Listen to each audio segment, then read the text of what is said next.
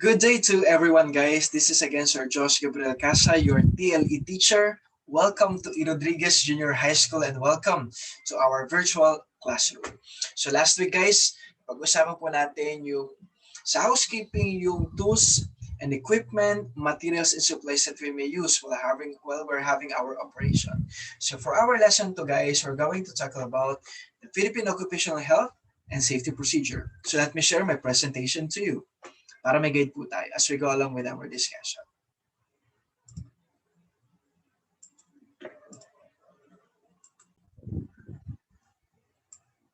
Alright.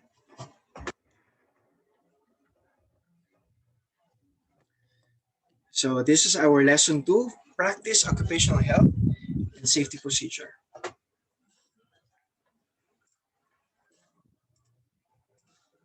And so before we proceed with the main content of our lesson for today, guys, we need to see first our definition of terms. So number 1, we have the Clean Air Act, the constitutional law designed to make sure that all Filipinos have air that is safe to breathe.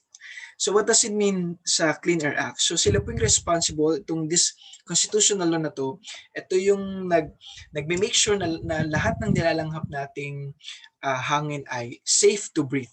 Safe po na malanghap natin. So, in-make sure nila na walang mausok dito sa pabrika na to.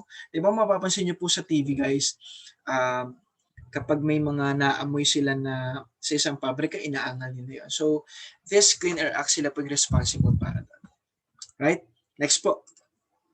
Hazardous equipment refers to plant equipment which by their very nature has a potential of causing severe or fatal injury to the worker or operator. So ano po ba ibig sabihin ng hazardous equipment? Siyempre, while we're having our operation po in housekeeping, gagamit po tayo ng tools and equipment. At in every tools and equipment, guys, there is a potential hazard. Yung tools na ginagamit mo, pwede mo yung makatulong at the same time, pwede rin yung makasakit sa'yo. Okay? Pwede yung maging panganib ng buhay mo. Okay? Lalong-lalo na kapag wala kang sapat na kaalaman sa paggamit niyan or aksidente talaga na may nangyari. So, pwede itong magkaroon ng mag-cause ng injury or pwede rin itong mag-cause ng death. That's what you call the hazardous equipment. Next po. Hazardous work processes refers to the work operation or practices performed by a worker in the workplace to likely cause any disabling injury, illness, death, or physical or psychological harm. So dito naman, kung kanina guys, pinag-usapan po natin equipment, hazardous equipment, ngayon naman, during the process of your operation. Habang kayo po yung nagtatrabaho na. So pwede ito mag-create ng injury. For example, nagkaroon ng accident, kayo habang nagpe-perform kayo, nakuryente kayo. Yan, so that's injury. Pwede ring illness, pwede ring death. Pwede rin itong physical or psychological harm. Ano po yung physical? Ito yung katulad ng in-example natin, nadulas ka, okay, or nabagsakan ka ng gamit. So, that's physical or psychological harm. Psychological harm, na-stress ka sa trabaho, hindi ka gusto ng mga ka-workmate mo, yan, so marami kang narinig. So, nag-create siya ng stress. Pwede siyang depression inside the workplace. Pwede yun. So, that's what you call the hazardous work processes.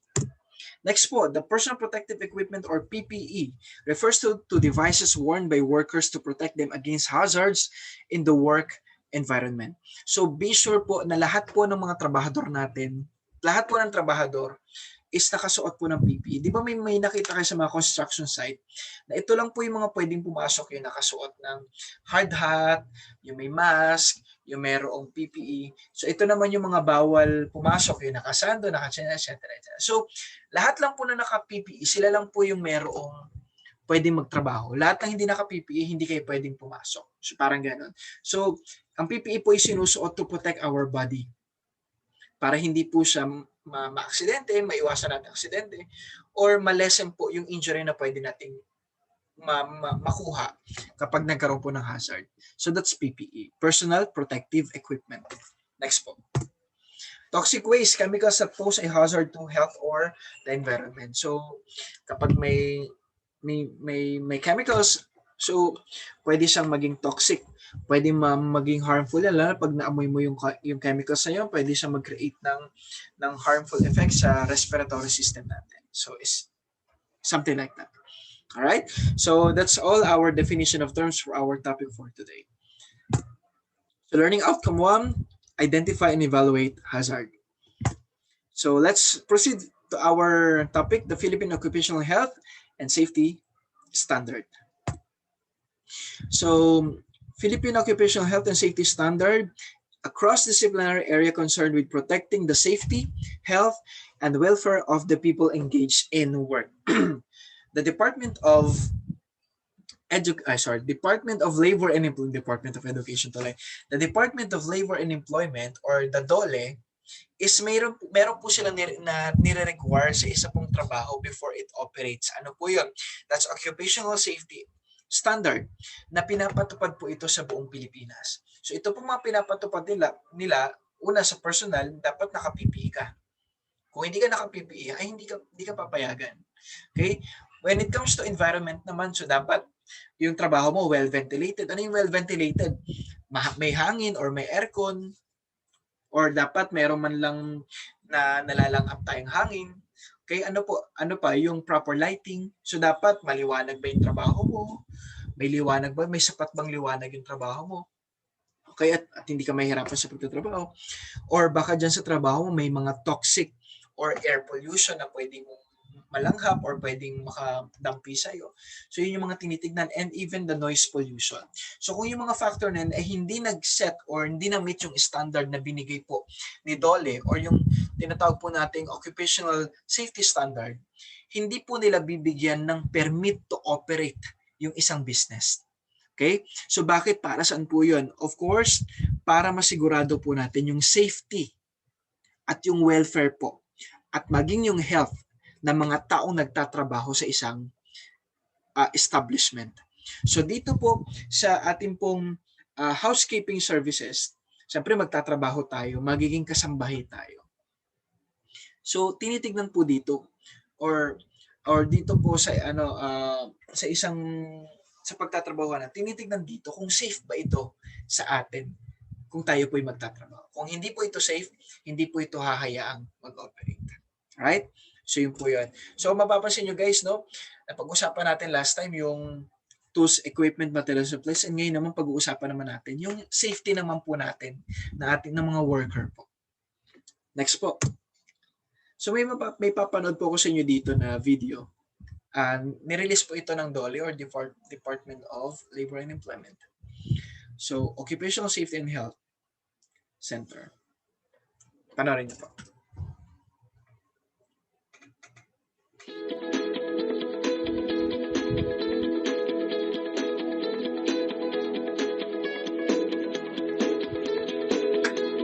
Mapagod siya kakabuhat.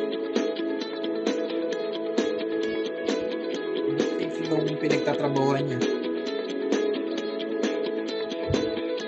Dulas. Napaka-messy ng working area. Wala pang ilaw. Nakuryente pa siya.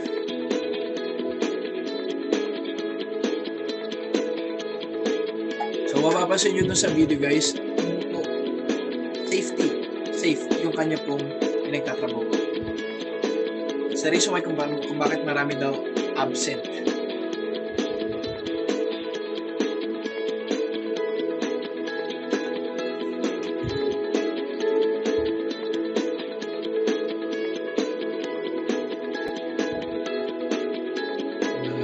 Karatula na.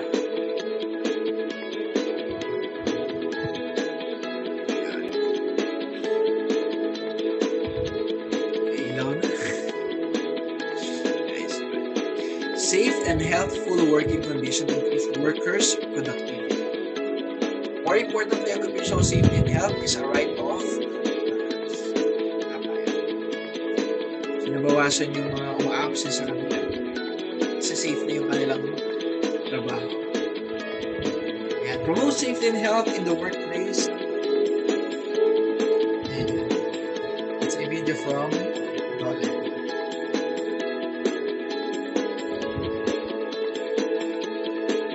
All right. So, kung mapapanood po natin yung video guys, di ba? Sabi, karapatan po ng bawat worker na maging safe po ang kanila pong na secured po yung safety nila habang sila po ay nagtatrabaho. Okay? So, nag-increase po yung workers' productivity nila, naging effective workers sila kasi nga, safe yung pinagtatrabahuhan nila. And that's your right. Okay? So, proceed na po tayo sa lesson natin. Hazard and risk and its effect.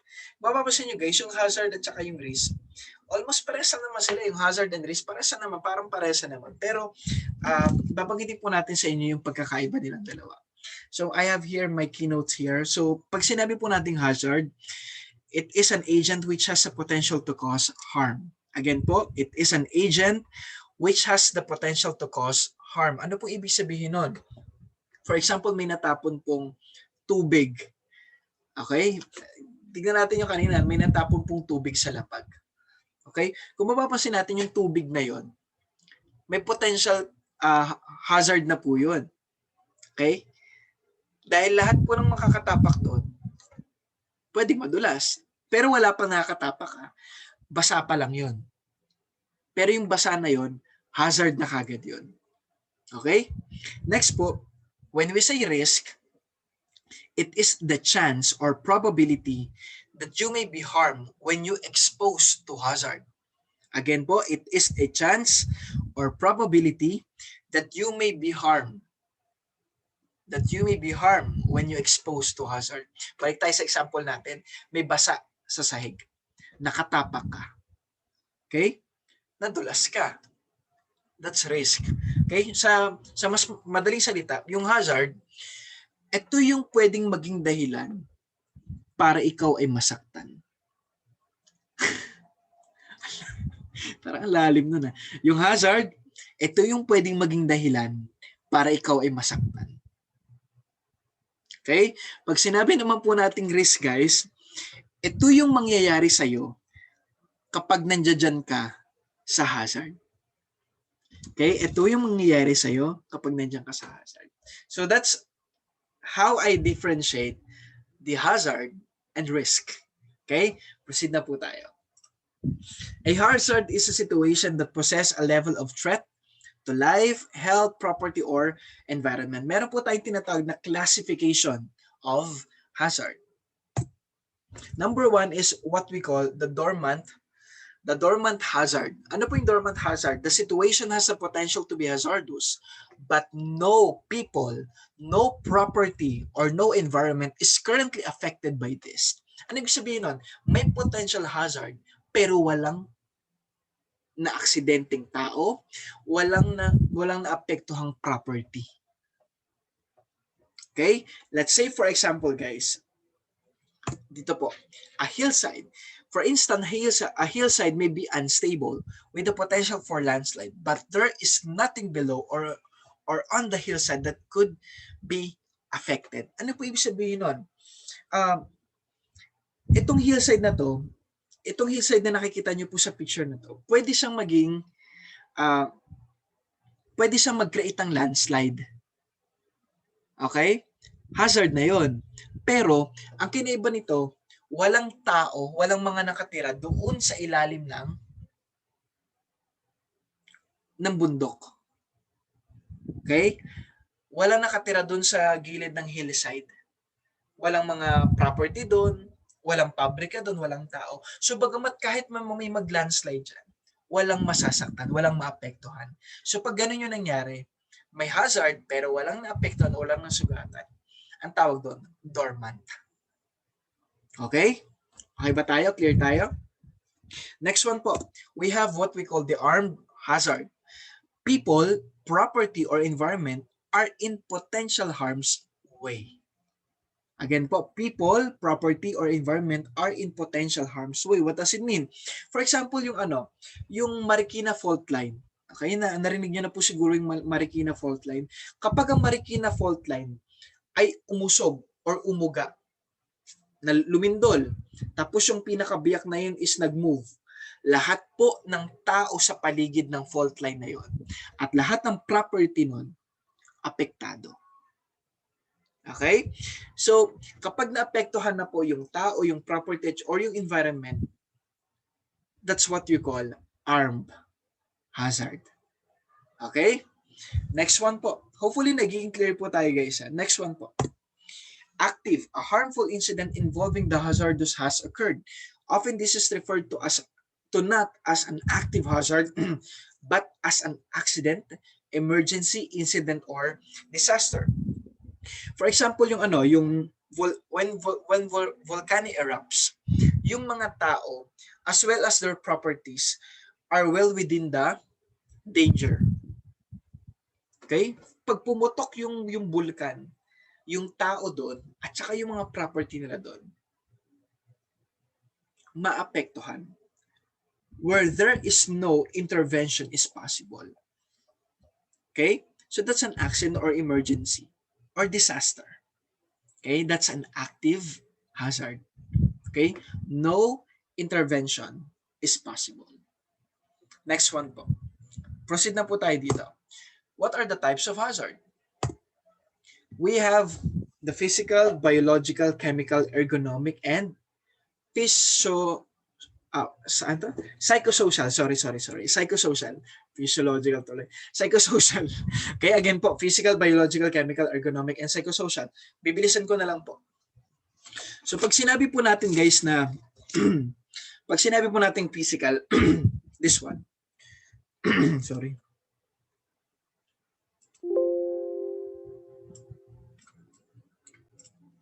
Ayun yung mag-highlight. Saglit kayo sa. Let's try to highlight. Okay. So pag sinabi po nating physical guys, this one, physical, this is any hazard that comes from environmental factor. Okay? Any hazard that has a potential any hazard that comes from environmental factor. Example po nito guys is yung constant loud noise. For example, gumagamit ka ng equipment na maingay habang ikaw ay nag-ooperate. Pwedeng maapektuhan yung pandinig mo. Okay? Or, for example, habang ikaw ay nagtatrabaho, nahawakan mo yung naka-open wire pala. Yung equipment mo, nahawakan mo, tapos yung wire niya, naka-expose pala yung kuryente. Nahawakan mo, nakuryente ka. So, that's physical hazard. Okay? Next one po, we have the chemical. Biological. Number 2, we have what we call the biological hazard. Pag sinabi po natin biological hazard, guys, a living organism that have a potential to possess a threat to human health. Again po, a living organism that have a potential to possess a threat to human health. For example, siyempre, di ba, housekeeper tayo, mga housekeeping yung ginagawa natin, naglilinis ka. Yung mga bakterya na pwedeng dumikit sa'yo, pwede siya maging biological hazard kasi pwede kang magkasakit dun eh. Pwedeng kumapit sa yung bakterya or yung fungi. Di ba? So, something like that. That's what you call the biological. Next one, we have the chemical hazard. A chemical hazard that comes from a solid, liquid, or gas element. Again po, pag sinabi natin chemical, pwede siyang solid, pwede siyang liquid, pwede siyang gas elements. Compound of mixture that could cause health problem or pollution. Well, for example, may habang nagtatrabaho ka, nasingot mo yung chemical. 'Di ba? Pwedeng maapektuhan yung respiratory system natin. Pwedeng yung factor, yung chemicals na yung malanghap mo, maapektuhan yung kalusugan mo. Okay? That's chemical hazard. Next one we have what we call the ergonomic hazard. Hazard that can create, ano po ito? It is an hazard that can create physical or psychological stress because of the forceful or repetitive work, improper work techniques, or poorly design. So ano pong example po natin dito guys? Ito pong ergonomic po na ito. For example, yung tools or yung um, for posture mo, di ba? Tayo nagtatrabaho tayo. May tama po kasing pagdampot ng mga gamit. So kapag hindi tama yung tamang pagdampot, pwede maapektuhan yung back part mo. Okay? Or ano pa, yung poor lighting. Di ba? Lumalabo yung mata mo. Kasi yung ginagawa mo masyadong madilim. Okay? Something like that. So that's what we call the ergonomic hazard. Ano naman po yung psychosocial hazard? Aspects of the work environment and the way that work is organized that are associated with psychiatric, psychological, or physical injury or illnesses. Example po nito yung sa trabaho natin. Nabubuli ka. Ayaw ka ng mga ka-workmate mo. Hindi ka gusto ng mga katrabaho mo. Okay? So binubuli ka na nila. Nakaka-receive ka na ng mga salita. That's psychosocial. Ano pa? Nabibuild yung stress mo sa trabaho. Hindi na nagiging healthy yung environment para sa'yo. Ano pa? Naka-experience ka ng sexual harassment, hinalay ka. Psychosocial hazard po yung tawag doon. Okay? So, nalaman po natin yung physical, biological, chemical, ergonomic, and psychosocial hazard. So, ito lang naman guys yung ano po, yung basic po about occupational safety standard or yung Philippine Occupational Health and Safety Standard. Ito lang naman po yun, yung basic niya. So, babalik na po tayo kay Sir Josh para sa ibang instruction guys. So, thank you so much for listening. I hope you learned something for today guys. And I just want also to thank Ma'am Veronica Paharila for doing this PowerPoint para may magamit po tayo. So, yun lamang guys. Balik po tayo kay Sir Josh. Wala po muna mag-out sa ating pong virtual class. God bless you and keep safe everyone. Mag-ingat po tayo sa COVID guys. As much as possible, sa bahay lang po tayo muna. Okay, tiisin muna natin yung paglabas-labas. Loob muna tayo guys para maging safe po tayo, hindi lang tayo pati yung pamilya natin. So, God bless you. God be with us always. God bless.